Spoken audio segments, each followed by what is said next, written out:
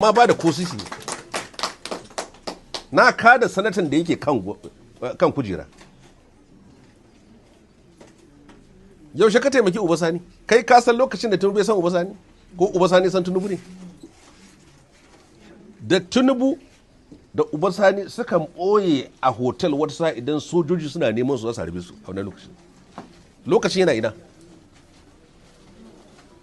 Lokacin da muka yi sanata a local government ɗinsa asibiti uku na yi, idan da mai gardama ya fito ya faɗi.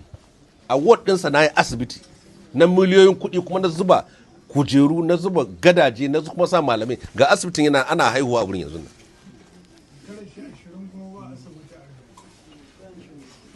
Na yi asibiti a hayin ɗan mana na a cikin rigasa.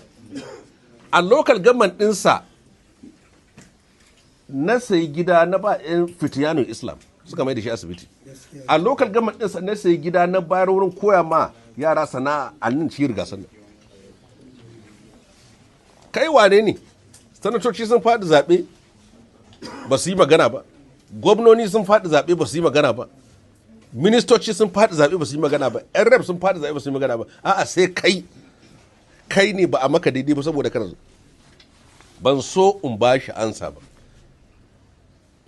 Ba don saboda muna so mu haɗa kan jam'iyya mu ci zaɓe. Ni da shi akwai halaƙa na abokantaka, amma a siyasance ba ruwanmu da shi.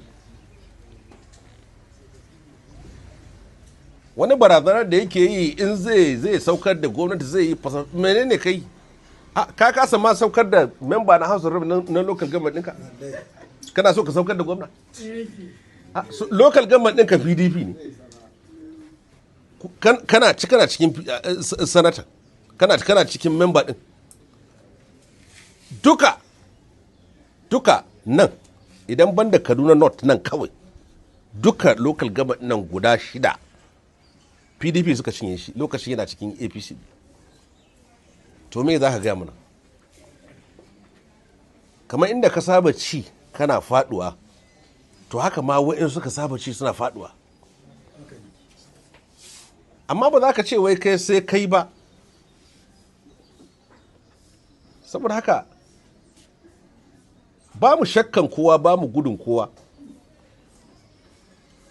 Ba zuwa muka yi ba. Kabarin mahaifina yana nan anguwar sarki Kaduna North. Kabarin mahaifiyana yana nan Kaduna South tudun wada.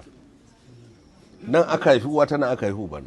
Duk daga farkon Kaduna zuwa ƙarshen Kaduna ba inda zaka ji kan neman gidan Kwamar Shehu Sani ba nuna maka. Tun kamun ma an zama sanata.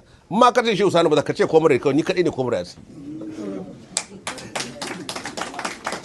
Ka fito ka gaya ma mutane wai kai za ka zo ka saukar da gonan magani. Ka saukar da ɗan lokal